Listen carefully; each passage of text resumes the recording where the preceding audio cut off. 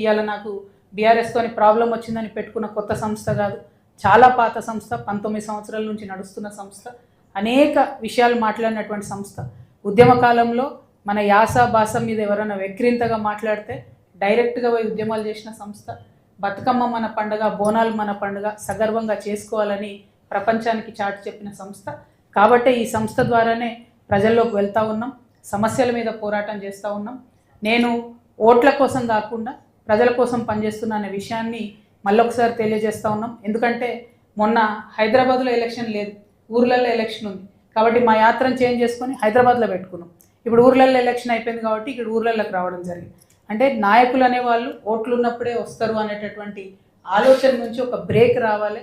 మన తెలంగాణ రాష్ట్రంలో ఒక నూతన రాజకీయంగా ఒక మంచి ఒరవడిని సృష్టించాలనే ఉద్దేశంతో ఈ ప్రయత్నం చేస్తున్నాం. మరి భువనగిరి జిల్లా ప్రజలకు మా ఈ చిన్న ప్రయత్నం ద్వారా ఒకటో రెండో మూడో సమస్యల పరిష్కారమైనా కూడా మా జన్మ ధన్యమైనట్టుగా నేను భావిస్తాను.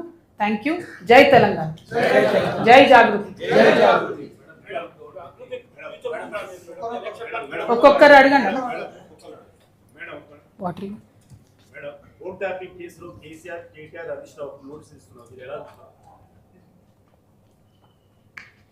అదంతా ఊహాజనితం కదా బ్రదర్. ఇయ్యలే వాళ్ళు, ఇయ్యలే ఏదో రాసిరు ఎవరో పేపర్ వాళ్ళు, కానీ అది వాస్తవం కాదో తెలియదు. వాస్తవం కాదని విషయం మీద నేను ఆన్సర్ ఎట్లా చెప్తాను.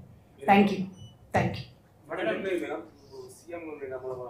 మా మాజీ సీఎం గారు తెలంగాణలో జరిగిన ప్రాజెక్టుల మీద మాట్లాడి అయితే ప్రభుత్వం కానీ అసెంబ్లీకి వచ్చి మాట్లాడి ప్రెస్ మీట్లు పెట్టడం కాదు, అసెంబ్లీకి రమ్మంటున్నారు.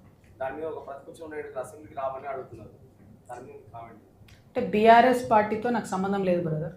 ఆ నాయకులు వాళ్ళు ఏం చేస్తారన్నది వాళ్ళు ప్రజలకు జవాబుదారీగా ఉండాలి. నేను ఆన్సర్ చెప్పలేను దానికి.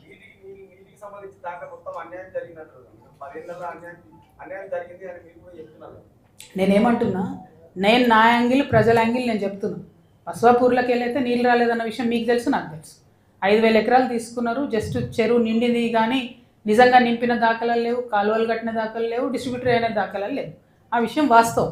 దాని మీద ఎక్స్ప్లెనేషన్ ఎవరు ఇచ్చుకోవాలో, ఏ వేదికలు ఇచ్చుకోవాలన్నది వాళ్ళు డిసైడ్ చేసుకోవాలి. అని నేను చెప్పలేను కదా అది. Thank you. ఇంకొకరికి ఇద్దామన్న అవకాశం. మీరు నెక్స్ట్ అన్న. నెక్స్ట్ బాబు. ఓకే.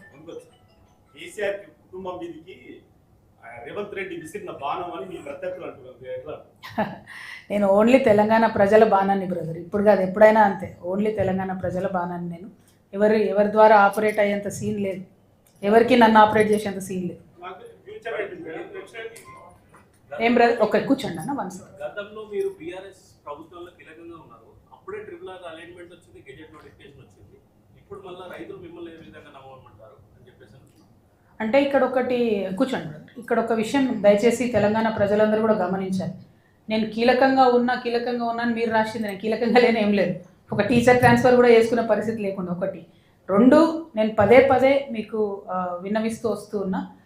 ఆ 10 ఏళ్లలో కూడా నేను ఓన్లీ 5 ఏళ్ళే యాక్చువల్గా ఒక పొజిషన్లో ఉన్నప్పుడు కూడా నన్ను ఓన్లీ నిజామాబాద్ వరకు పరిమితం చేయడం జరిగింది. అది వాస్తవం. రాజకీయంగా కట్టడి చేసారు, అందులో డౌట్ ఏం లేదు. కాబట్టే ఇప్పుడు ఇక్కడ ట్రిపుల్ ఆర్ అలైన్మెంట్లో మరి అట్లా అంటే బీఆర్ఎస్ పార్టీ నేతలే 100 పేర్లు చెప్పారు నేను పోయిన దగ్గర, రైతులు కానీ ప్రజలు. సో నేను అట్లా కక్షపూరితంగా ఇదైంది అదైందని మనం చెప్పడం లేదు. నేనేమంటున్నా, అలైన్మెంట్ మారిన మాట వాస్తవం, ప్రజలకు అన్యాయం జరిగిన మాట వాస్తవం.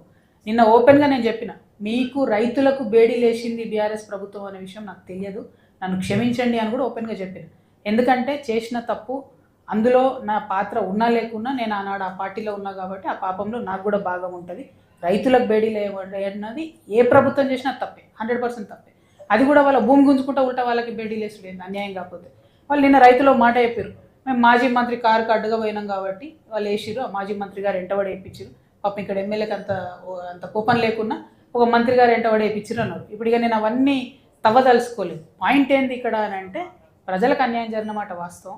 చాలా చోట్ల నా పార్టిసిపేషన్ లేదు, నాకు తెలియకుండా జరిగింది. అయినప్పటికీ నేను వాళ్ళ క్షమాపణ చెప్తూ ముందుకెళ్తున్నా.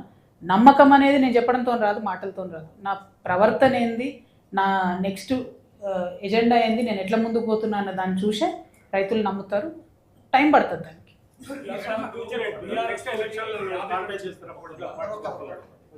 ఓకే, కూర్చోండి. తోటి 19 ఏళ్ళు బీఆర్ఎస్తో ఉన్నారు. యాప్ ఎక్కడ వచ్చింది, ఎవరి వల్ల వచ్చింది, ఎందుకోసం వచ్చింది? మీరు అంటే బీఆర్ఎస్తో పాటు మీ ఫ్యామిలీ కూడా దూరం అయ్యారు. అంటే మీ తండ్రి గారు మిమ్మల్ని పార్టీ బహిష్కరించారు. కారణాలు ఏంటి, దానికి ఎవరు కారణం? ఇక్కడ ఒక్కటి బ్రదర్, మీరు ఎంత స్పష్టంగా కారణం ఏందని అడుగుతున్నారు. నేను కూడా అదే అడుగుతున్నా, కారణం ఏంది, నన్ను ఎందుకే సస్పెండ్ చేసి ఊరేస్టోనికి కూడా కనీసం ఇగో నువ్వు ఈ తప్పు చేసినవారు పోయి నేను ఊరేస్తున్నా అంటారు. నన్నేమో తీసి డైరెక్ట్ సస్పెండ్ చేసిరు. నేను ఏం చేయాలి చెప్పి? ఇప్పుడు సస్పెండ్ చేసిన తర్వాత ఆత్మగౌరవం విషయంలో నేను కూడా ఎట్లా కాంప్రమైజ్ అవుతాను? ఒకవేళ ఏదైనా మిస్టేక్ ఉంటే ఇంటర్నల్గా పార్టీ వేదిక మీద పిలిచి అసలు ఏంటి విషయం అని అడిగి ఉంటే నేను కూడా జవాబు చెప్పేది.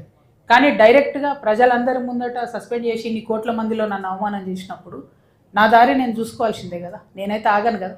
ప్రజల కోసం పనిచేయాలనుకున్నా, నేను బయటకు వచ్చినా డెఫినెట్గా పనిచేస్తాను. సో ఏం జరిగిందన్నది బీఆర్ఎస్ చెప్పాలి. ఇప్పుడు మటుకు మేము చెప్పము, మేము ఆమె విఘ్నతకే వదిలేస్తున్నాం అని చెప్పి చాలా డిప్లొమాటిక్గా తప్పించుకుంటున్నారు. ఇవాళ కాకపోతే రేపు కాకపోతే ఎల్లుండో చెప్పాల్సినటువంటి సందర్భం వస్తుంది. ఆ టైంలో ప్రజలే అడుగుతారు. నాదేం లేదు, నన్ను సస్పెండ్ చేసిరు, 101% నా తప్పు లేదు అనేది నా భావన. పార్టీ కారణం అడగలేదు. సో నా పని నేను చేసుకుంటూ వెళ్తున్నా. మీరు అన్నారు బ్రదర్, ఇందాక అడిగినారు ఏంటి మీ ఫ్యూచర్ అని. 2029లో ఎన్నికలు వస్తాయని అనుకుంటున్నాను నేను. వచ్చినప్పుడు మాత్రం మేము ఖచ్చితంగా బరిలో ఉంటాం. Thank you. జై తెలంగాణ అమ్మ. సినిమా వాళ్ళ గురించి నాకు తెలియదు బ్రదర్. నువ్వు అట్లా గమ్మత్ ప్రశ్న అడిగితే కష్టం. నాకు తెలియదు వాళ్ళ గురించి. అయినా తెలియదు నాకు.